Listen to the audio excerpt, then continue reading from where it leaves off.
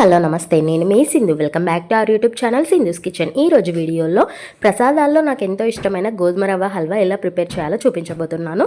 ముందుగా మీ అందరికీ చిన్న రిక్వెస్ట్ అండి, వీడియోకి లైక్ చేయండి. మీరు చేసే చిన్న లైక్ అనేది నాకు ఎంతో మోటివేటింగ్గా ఉంటుంది. సో దట్ ఇలాంటి సింపుల్ రెసిపీస్ ఇంకా మీ ముందుకు తీసుకొచ్చే ప్రయత్నం చేస్తాను. సో లేట్ చేయకుండా టాపిక్లోకి వెళ్దాము. ముందుగా ఒక ప్యాన్ పెట్టుకోండి. అది కొంచెం హీట్ అయిన తర్వాత దాంట్లో కాస్త గీ యాడ్ చేసుకోండి. నెయ్యి వేసుకున్న తర్వాత నెయ్యి మొత్తం కరిగిన తర్వాత డ్రై ఫ్రూట్స్ వేసుకుంటున్నాను. బాదాం, జీడిపప్పు ఇవి కొంచెం ఫ్రై అయిన తర్వాత దీంట్లో కిస్మిస్ వేసుకుంటున్నాను. మీరు ఒకవేళ మీకు డ్రై ఫ్రూట్స్ మీ దగ్గర అవైలబుల్ లేకపోతే వీటిని స్కిప్ చేయొచ్చు. ఉన్నవాళ్ళు ముందు నేతిలో ఇలా వేయించుకోండి నెయ్యి వేసుకొని. నేను ఇక్కడ కిస్మిస్ 2 రకాల కిస్మిస్లు వేసాను, బ్లాక్ అండ్ నార్మల్ కిస్మిస్. ఇవి మంచిగా వేగిన తర్వాత ఒక గిన్నెలోకి ట్రాన్స్ఫర్ చేసుకోండి. ఇప్పుడు దీంట్లోనే ఇంకాస్త నెయ్యి వేసుకొని ఒక 1/2 కప్పు వరకు గోధుమ రవ్వ తీసుకుంటున్నాను. దీన్ని కూడా మంచిగా వేయించుకోండి, మంచి స్మెల్ వచ్చేంత వరకు.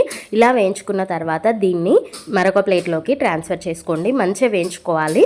ఆ తర్వాత మీరు ఏ కప్పుతో అయితే 1/2 కప్పు వరకు రవ్వ తీసుకున్నారు కదా, అదే కప్పుతో 2 కప్పుల వరకు వాటర్ని హీట్ చేసుకోండి. అది బాయిలింగ్ అయిన తర్వాత ముందుగా వేయించుకున్న రవ్వని ఇందులో వేస్తున్నాను. ఇది దొడ్డు రవ్వతో చేస్తున్నానండి.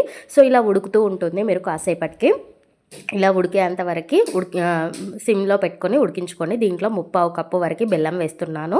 బెల్లం తురిమింది వేసుకుంటున్నాను. మీ దగ్గర బెల్లం పౌడర్ ఉన్నా కూడా బెల్లం పౌడర్ యూజ్ చేసుకోవచ్చు. సో ఇలా కలుపుతూ ఉంటే బెల్లం ఈజీగా కరిగిపోతుంది. ఇదంతా దగ్గర పడేంత వరకు మూత పెట్టి ఉడికించుకోండి.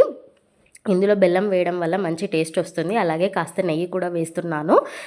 నెయ్యి వేయడం వల్ల మంచి స్మెల్ వస్తుంది అండ్ టేస్ట్ కూడా బాగుంటుంది. చాలా అంటే చాలా టేస్టీగా ఉంటుంది. ప్రసాదాల్లో మనకు ఇష్టమైన ప్రసాదాల్లో చాలామందికి గోధుమ రవ్వ హల్వా అంటే ఇష్టం ఉంటుంది కదా. సో నాకు కూడా అలాగే ఇష్టం అండి. సో ఇలా మీరు చూస్తుండగానే దగ్గర పడుతూ ఉంటుందన్నమాట. సో ఇలా దగ్గర పడుతున్నప్పుడు ఎప్పుడైతే ప్యాన్ నుండి ఇది సపరేట్ అవ్వడం స్టార్ట్ అవుతుందో ఆ టైంలో మనం ఇందాక వేయించుకున్న డ్రై ఫ్రూట్స్ ఉన్నాయి కదా, ఇవి వేసుకొని మళ్ళీ అంతా ఒకసారి కలుపుకుంటున్నాను. ఇలా కొంచెం గట్టిగా పడడం స్టార్ట్ అవుతుందన్నమాట. సో ఆ స్టేజ్లో మీరు మూత పెట్టేసి స్టవ్ ఆఫ్ చేసుకుంటే సరిపోతుంది. లేదు ఇంకాస్త వాటర్ ఉంది అనుకుంటే ఇంకాస్త ఉడికించినా కూడా సరిపోతుంది. నాకైతే ఇలా సపరేట్ అయింది కదా, ఇలా కొంచెం జారుడుగా ఉంది కదా, అలా ఉన్నప్పుడే నేను ఆఫ్ చేస్తున్నాను. ఎందుకంటే ఇది తర్వాత మళ్ళీ గట్టిగా అవుతుంది.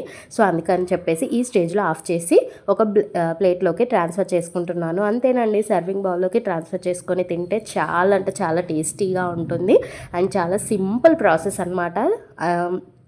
చూడ్డానికి ఎంత యమ్మీగా ఉందో టేస్ట్ కూడా అంతే యమ్మీగా ఉంటుంది. వీడియో నచ్చితే లైక్ చేయండి, షేర్ చేయండి, సబ్స్క్రైబ్.